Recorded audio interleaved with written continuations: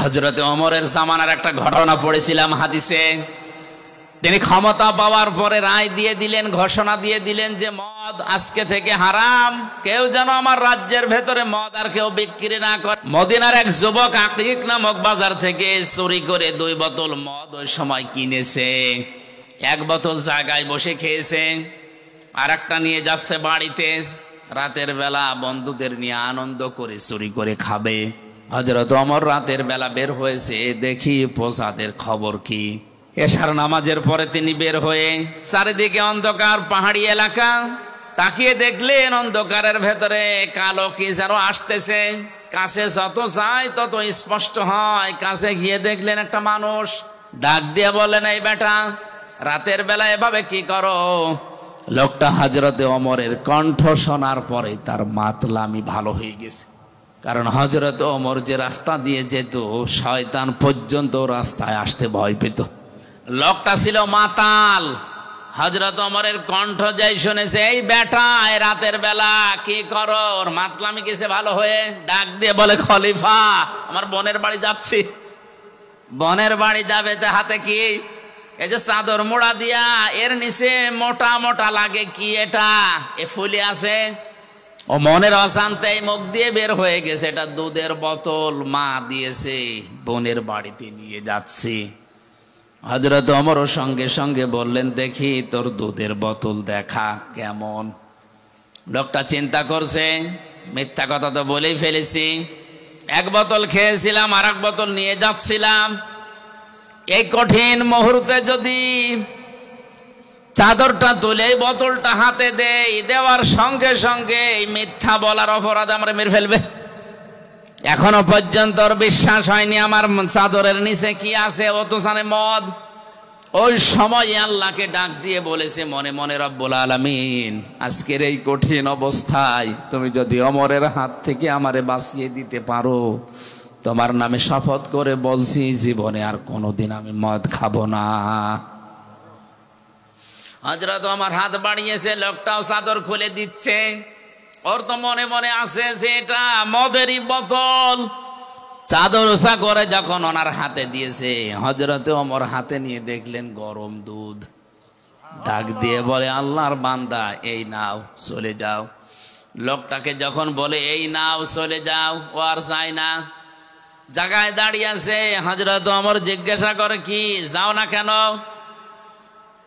লোকটা বোতল ফেলে দিয়ে বলে, খলিফাতুল মুসলিমিন, আমি কিন্তু সত্যি মদ খেয়েছিলাম, আর 1 বোতল নিয়ে যাচ্ছিলাম বন্ধুদের নিয়ে খাবো।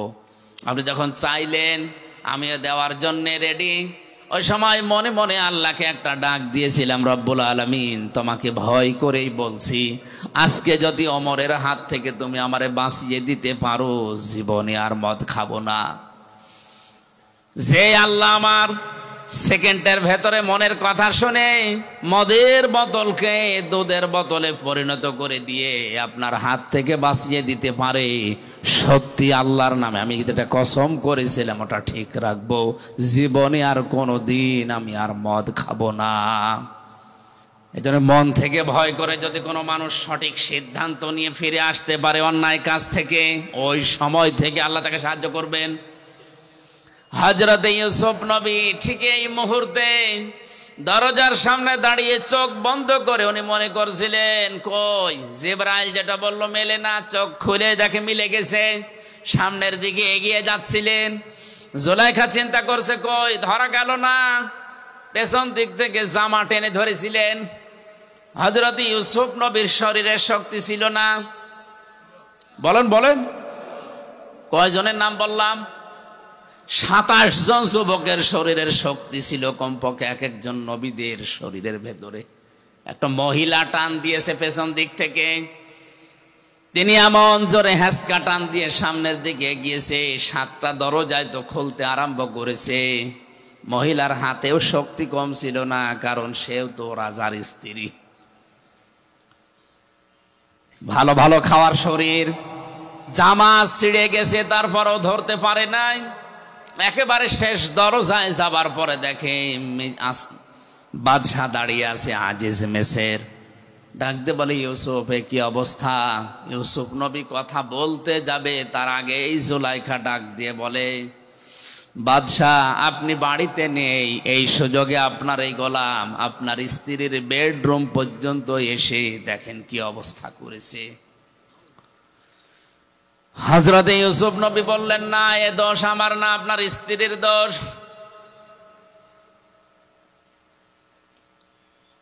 কথা কাটাকাটির এক পর্যায়ে হযরত ইউসুফ নবীকে বাদশাহ জিজ্ঞাসা করে, তোমার কোনো সাক্ষী আছে? হযরত ইউসুফের মনের ভেতরে আল্লাহ ইলহাম পাঠিয়ে দিলেন, হ্যাঁ আছে। ওই যে আপনার শালীর কোলের উপরে যে দুধের বাচ্চা কাঁদতেছে, ওইটাই আমার সাক্ষী। দুধের বাচ্চাটাকে সামনে নিয়ে আসলেন। কোরআনে কারীম বর্ণনা দিচ্ছে, জুলাইখার সঙ্গে সঙ্গে ডাক দিয়েছে, বাদশাহ হে আমার স্বামী, এর কথা আমি শুনতে চাই না। যদি আপনি আমাকে রাখতে চান, আপনার ভাত যদি আমি খেতে চাই, তাহলে এই লোকটাকে হয় জেলখানায় দেওয়া লাগবে, না শাস্তি দেওয়া লাগবে।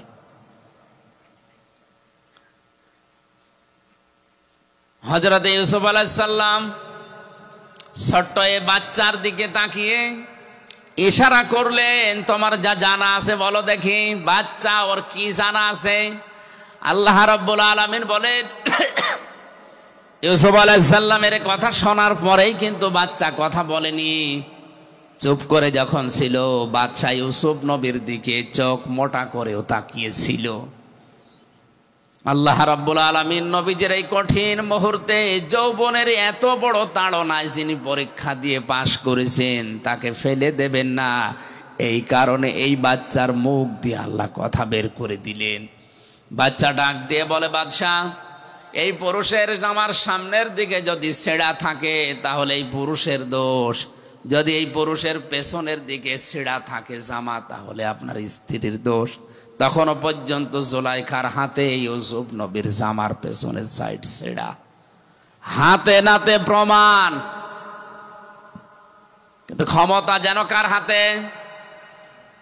কি শোনেন আপনারা? বাদশার হাতে। জোরে বলেন, কার হাতে? হাতে নাতে প্রমাণ। ক্ষমতা যেন কার হাতে? বাদশাহ রায় দিতে চাচ্ছিলেন ইউসুফ নবীর পক্ষে, কিন্তু যেই বলেছে বাদশাহ আমি কিন্তু আপনার ভাত খাবো না, এই কথা শোনার পরে গেছে উল্টিয়ে। হযরত ইউসুফ নবী আলাইহিস সালামের বিরুদ্ধে বাদশাহ রায় দিয়ে দিল, আমি বাড়িতে না থাকার সুযোগে আমার স্ত্রীর বেডরুম পর্যন্ত গিয়ে তাকে নষ্ট করার পায়তারা করেছে, এই জন্য ইউসুফকে আমি 10 বছর জেল দিয়ে দিলাম। কয় বছর? হযরত ইউসুফ আলাইহিস সালামকে 10 বছর জেলের ঘোষণা দেওয়ার সঙ্গে সঙ্গে তার শরীরের যে সাধারণ পোশাক ছিল ওইটা খুলে ফেলা হলো। জেলখানার কয়েদিদের পোশাকটাকে পরানো হচ্ছে, জেলখানার কয়েদিদের যে ডান্ডা বেড়ি তারে দেওয়া হচ্ছে, মাজায় শিকল দিয়ে জেলখানার কয়েদিদের যে টুপি তার মাথায় দিয়ে টানতে টানতে নিয়ে যাচ্ছে। হযরত ইউসুফ নবী আলাইহিস সালাম ওই সময় আকাশের দিকে তাকিয়ে বলেছিলেন, রব্বুল আলামিন তুমি তো জানো আমি জিনা করিনি, তুমি তো জানো আমি ধর্ষক না, আমি মানুষের বাড়ি ঘরে আগুন লাগাইনি। এরপরেও বিনা কারণে ক্ষমতা যার রায় তার, ক্ষমতা যার রায় তার, এ কারণে আমার 10 বছর জেল দিয়ে দিল। আমার কোনো দুঃখ নেই, এদের এই অবৈধ কাজে সাড়া দেওয়ার চাইতে জেলখানার জীবন আমার কাছে উত্তম। জোরে বলেন আল্লাহু আকবার।